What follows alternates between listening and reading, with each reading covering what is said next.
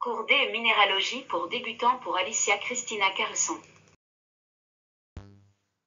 Origine des minéraux.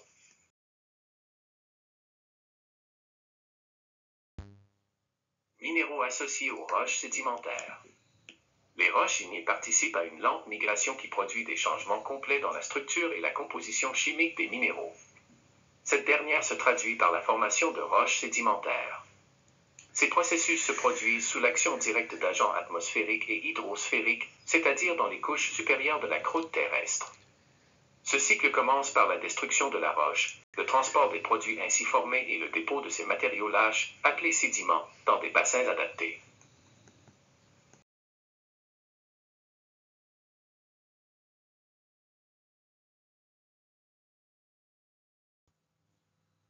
La première étape est l'attaque des roches par les éléments. Les changements de température et l'action du gel brisent la roche en petites particules, qui sont attaquées par l'eau de pluie enrichie de substances et de gaz qui y sont dissous.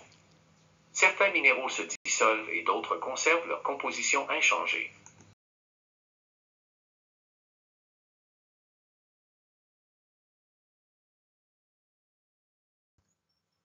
Dans ces accumulations, générées par la haute densité des minéraux, on peut trouver de l'or, de la cassitérite, du zircon, du diamant, de la colombite tantalite, par exemple.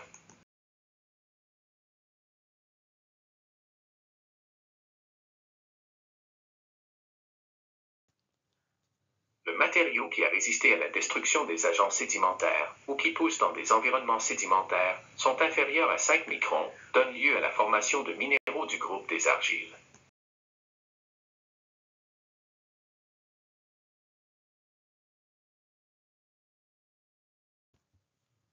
Les autres composés, issus de la décomposition minérale, se retrouveront à l'état de solution ionique ou colloïdale, formés de très fines particules solides, dispersées dans une phase liquide. Ces composés sont transportés par l'eau vers les lieux de précipitation, tels que les lacs ou les mers. Ces ions ou colloïdes peuvent s'oxyder en atteignant des eaux riches en oxygène, précipitant les hydroxydes de fer et de manganèse, tels que les minéraux qui forment le fer oolitique.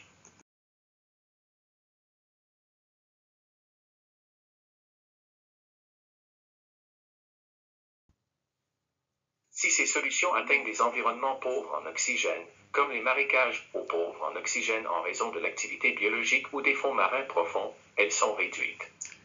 Cela signifie que ces colloïdes et ions sont réduits et peuvent précipiter des sulfures, comme la pyrite sédimentaire.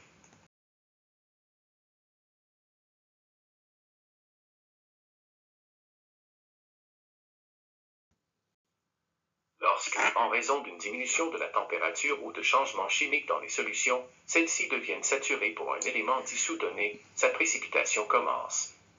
Par exemple, le carbonate de calcium provoquera du limon calcaire.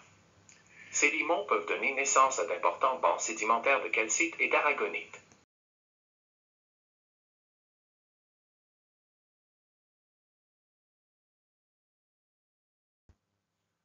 Dans les eaux des bassins sédimentaires, seuls les éléments les plus solubles restent en solution.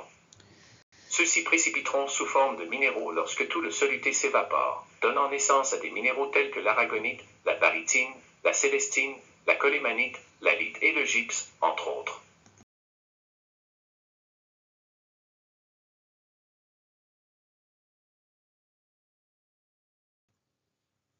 Minéraux associés aux roches métamorphiques. Les différents sédiments déposés dans les bassins maritimes et continentaux, au fil du temps et de la pression due à leur poids, peuvent se consolider et se recristalliser, donnant naissance à des roches sédimentaires. Si les conditions de pression et de température s'intensifient, les roches sédimentaires subissent des changements plus importants, se transformant en d'autres roches appelées roches métamorphiques.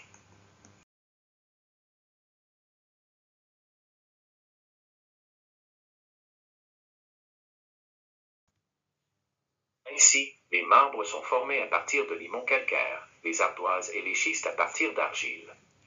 Générer une série de minéraux qui se forment principalement sous haute pression tels que la cyanite, la calcite, la dolomite, la pyrite, la jadéite, etc. Dans la figure suivante, nous pouvons voir en E et F des minéraux de paragenèse métamorphique tels que la cyanite et la jadéite, communément appelés jade.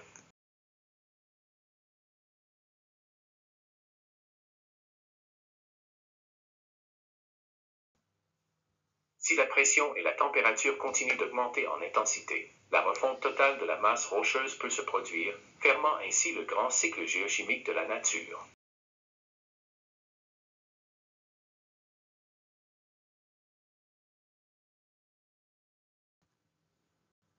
Comme dernier cours de secours, nous verrons la diffraction RX appliquée aux minéraux.